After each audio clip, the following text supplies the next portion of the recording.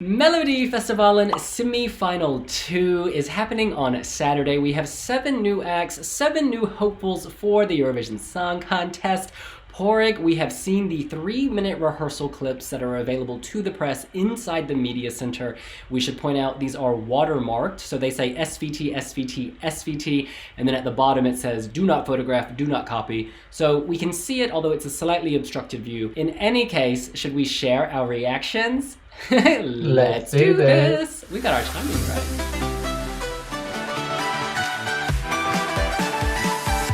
First up is Anton Ewald with New Religion. This is a sample lyric. Ain't got no time for no silence. The sound of your voice is my guidance. Patrik, what did you think? I think this is exactly the kind of thing that you would expect to hear from Anton Ewald at Melodifestivalen in 2021. It's not going to startle any of his fans. Those that liked him back in the days of Begging and Naturally are going to like this again. But the sound has moved on enough that he sounds up to date and he doesn't sound out of step with the times, because it's been a while since he's been at Melodifestivalen. But he still has the slick dance moves. He still has the pretty boy image. I think he's very easily going to get through to the final. I would be surprised if he wasn't in the top 2, because he's one of those acts that every time he's been in Melfest before, he's gone direct to final every time. And based on the rest of this lineup, I don't think he's going to be I don't think there's going to be any shocks. I think he's safely through. And yeah, it's a good, decent show opener. And unlike last week, he's very confident and he sells everything. He has the laser show. It's a bit reminiscent of Bulletproof last year, but he changes it enough so that's not cut and copy. Yeah, strong opener. It's the Anton Ewald. It's nearly as if he was never away. And yeah, and my prediction is that he's going to the final.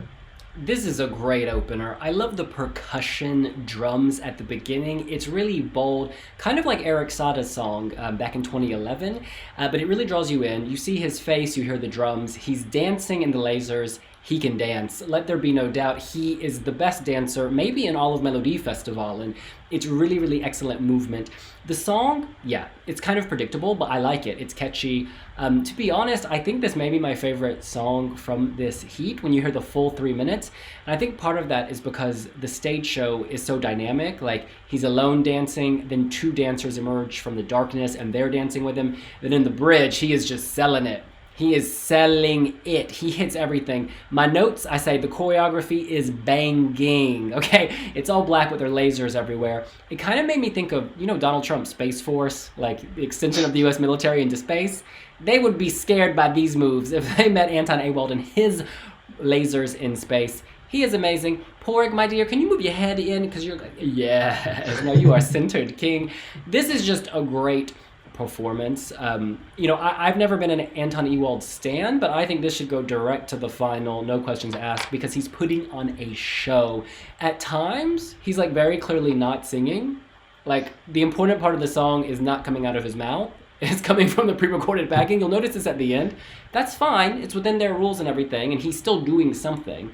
But I just thought that was a bit weird. Maybe he should make it less obvious, or like they should move the camera away from his face and focus on the dancing. The second act is Julia Alfrida with Rich. Our girl is rich. What do you think? I think we have to look at this song for the entry that it is, because this is the traditional P4 Nasta entry, and they usually bomb and come last in the semi or second from last. I think the highest that's ever happened that one of those songs has ever come was Smilo a couple of years ago, and they came 5th. This, I think, is one of the stronger P4 Nasta songs. Yeah. It sounds modern. It sounds almost like something you could hear on the radio. For me, I think it's lacking the sense of immediacy, and it's lacking the immediate punch and a hook to it. But I can feel myself warming to it after a couple of listens. People are comparing it to Lorde and Royals. I don't get that, apart from the fact that she's kind of singing similar themes, but I think it's quite a different song. And yeah, it's definitely in contention to be one of the best performing P4 Nasta entries, but I'm not confident that it would be a top 4 on Saturday night. So a sample lyric from the song is, "We could be rich like that. They can take our money, but never steal our heart." I kind of got the Lorde reference in that she's got a deep voice and it's almost minimalist. So it has that mainstream alternative vibe, you know, being at once mainstream but also alternative. It's very sleek and polished to the point that it almost feels cold. And it's strange because her lyrics are quite warm. She's like, "We don't need money, y'all. We can still slay." But then it just feels so refined and expensive that I'm like, am I buying this? Yeah, it starts off black and there's like a red pulsating screen. She's up close. You see images of other people in the background, some elderly people, some young people. At times they mouth the lyrics. Yeah, it looks really cool and futuristic. In my notes, I have "Our girl can squat." So I think at one point she like assumes the position like she's using an outdoor loo and she's like belting it into the mic. I'm convinced by her. She looks like a real singer on par with the rest of these people who have big labels behind them. She's legit. And I hope something good comes out of this for her because she deserves it. But, you know, this song, this is not a DTF song. This is not, you know, Under Chanson, fourth at a push. But no, it looks sleek. It looks very rich. My girl is rich. Don't let them take away your money because they'll take away your staging. All right, we move on. Next, we have a rapping duo. It is WAHL featuring SAMI with 90 Talet, the 90s. A sample lyric. "Yes, I know it sounds crazy. Give me back the 90s because I remember when we danced all night long. Porig, are you into the Swedish language rap?" Well, fun fact first, according to the experts in Sweden, this will be the 1000th entry to be performed at Melodifestivalen. So without doing anything, they have won something. And I think that they're in with a good chance of getting out of this semi-final. Swedish rap at rap in general at Melodifestivalen, it can kind of fall between a number of stools. That sometimes it's very serious and it's very hard for the more pop-loving, Schlager-loving fans to connect with. And then other times it's kind of too fun and too ridiculous and it's just a joke act. Whereas this kind of sits nicely in the middle, that they're credible rappers and they're authentic and that's what they do. They're not just like a TV presenter or a celebrity that's been ballooned in for a Melfest just to kind of talk rap. They can do it and it's a very fun piece. It's full of colour, there's lots of brightness. There's lots of lyrical references to the 90s. Sonically, it's probably closer to the 80s. But all that, both of those decades are very much in vogue right now, which automatically means it's got a very 2020s feel to it too. So I think that given the climate that we're living in right now, people need a bit of fun. People like to look back to pre-corona times. I think this is in with a very strong chance of definitely going to Andre Chanson. And if there was to be a shock direct to final act, this would be the one that I'd put my money on. It's funny you say that because this sort of gives me Arvin Garna vibes from the first semi in the sense that the colors are the same. It's bright.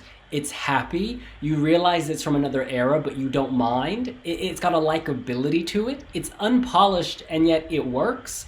And of course, Arvin Garna went straight to the final, so who knows what could happen with these two guys. It starts off against a very bright cityscape. I guess it's downtown Stockholm, although the colors to me suggest Las Palmas. Very bright, very neon. And then the first rapper is rapping in like a tracksuit. He looks like he just, rolled out his house. It's like it's not a stage costume. It's like a normal person's clothes. And then the second rapper doesn't sound as good to me. They both have beards, by the way, which is why I'm struggling to identify who's who, because they literally have the exact same manscaping going on. But the second rapper, he was vocally not on point, but it doesn't matter because they're quite likable. They say a few words in English, and I find it a bit cringe, not that I understand the Swedish anyways, but to suddenly hear English, November Rain, Fresh Prince, MC Hammer, Memory Lane, Stylish, these words just kind of pop out. Shout out to the Fresh Prince. I loved Carlton. In any case, this is like a guilty pleasure. Like, I shouldn't like this. I think the professional dancers don't look like professional dancers. Are they mocking 90s dance moves and that's why it looks so bad because 90s dance moves were just so bad? I don't know. But I thought that it was weird dancing quality-wise for Melfest, so it must be deliberately kind of cringe. Yeah, it's likable at the end of the day. This is not my cup of tea by any means, but I could see this winning people over because there's something warm about it. All right, we move on. We fill the silence with Frida Green. A sample lyric from her ballad is, "But little by little, life will work its magic, and when the clouds finally part, they part just for you." Porrig, what do you think? This song is co-written by Anna Bergendahl. So based on the last 2 years, Ashes to Ashes and Kingdom Come, I had high expectations for this. And I'd seen clips of Frida performing on Sweden's Got Talent and Sweden's Idol, and I was thinking, okay, this could be something worth considering. And I do get the Anna Bergendahl vibes, but it's kind of more the wilderness years in between This Is My Life and Ashes to Ashes, where she kind of went off the radar for a while and you only heard the occasional single, and it was a lot of the time kind of quite folksy and guitar, and it wasn't designed to be competing in Melodifestivalen because it didn't have the oomph. And I feel that the silence, while it's sung very nicely by Frida, it reminds me a bit like Natalie's song last week, in that for me it's pretty flat throughout. There are very small undulations in the song itself and in the progress from beginning to end, but for the most part she's kind of singing the same. She starts as she finishes. The stage delivery is a very typical ballad. Frida pretty much stands still.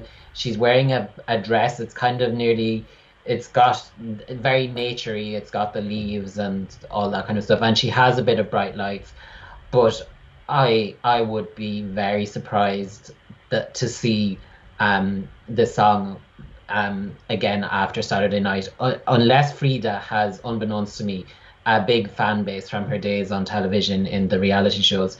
I think that this at best would be 6th. So Anton Ewald has the best moves, and I think she may have the best voice, or among the best voices. She's a great singer. I get Niamh Kavanagh vibes, the Irish Eurovision winner. Maybe it's the fiery red hair and like the nature from the 2010 Eurovision. But something about this is reminding me of her. I think the singer is more interesting than the song. There's something about her, she's too edgy for this. I get this edgy vibe from her. I don't know why, I can tell that just from her red ponytail. But you can tell she's got this fire and passion. And then she's in this kind of green dress. We have a thing about green dresses at Melodifestivalen this year. It's like 1990s prom. Yeah, but putting that to the side, I think this is, as you say, just a bit simple. I prefer this to Natalie's, actually, because at least in this staging we have some pyro.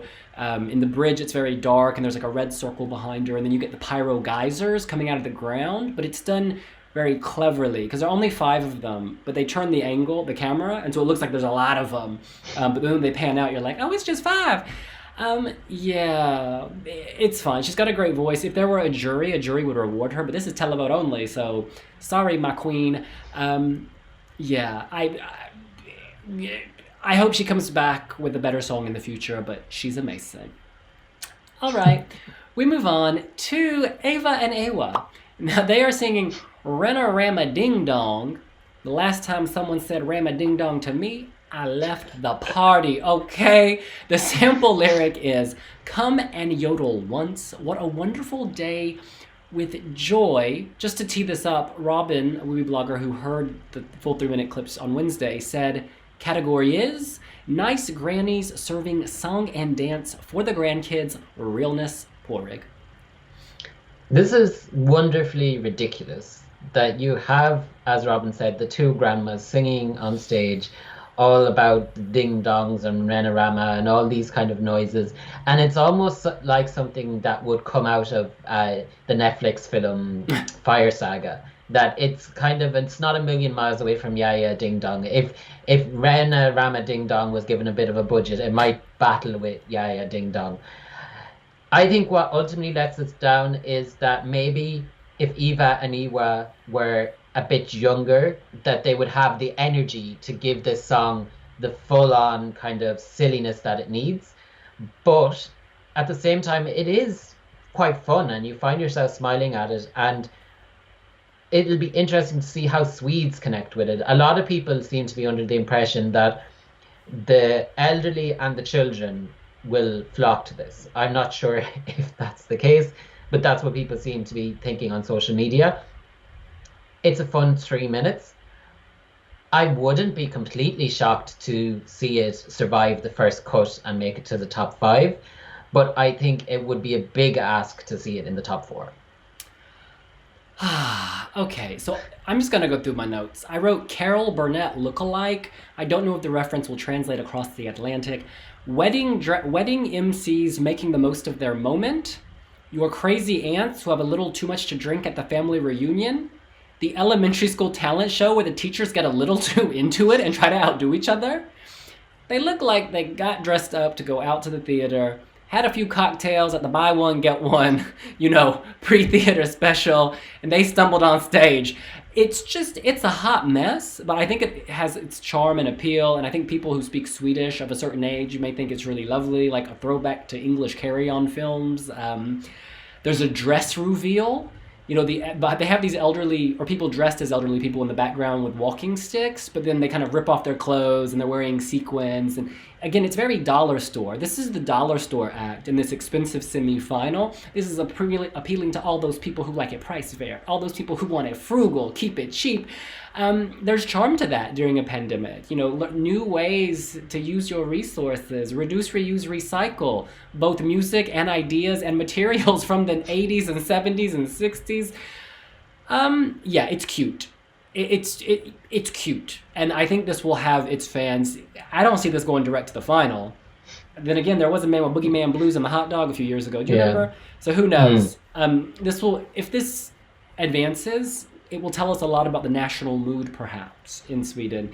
But I appreciate the diversity here. They often kind of bring back singers. I just keep thinking of Only the Brave Fish, Swallow Against the Stream. What was that song from many years ago in Melfest about some fish and a stream? But singers of a certain age who are there for nostalgia, perhaps. I have no idea if these women are famous. Watch them be legends. Shout out to them. In any case, let's move on. Patrik Jean, Tears Run Dry. The sample lyric is, maybe we're bad at goodbye, or just in denial, we're gonna dance till our tears run dry.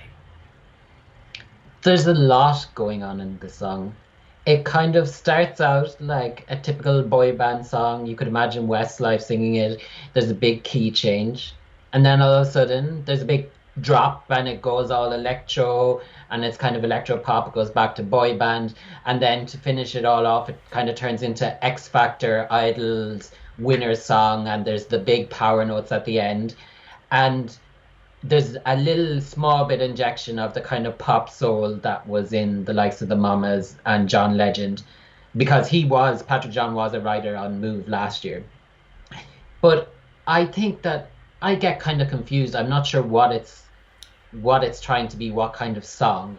And the staging, it's Midsummer-esque kind of. There's androgynous men dancing around him as if he's kind of like a maypole, and they're doing like fancy, like waving their arms and waving their legs, and it kind of is like choreographed, but it looks like it's not quite choreographed, that they're just freestyling it.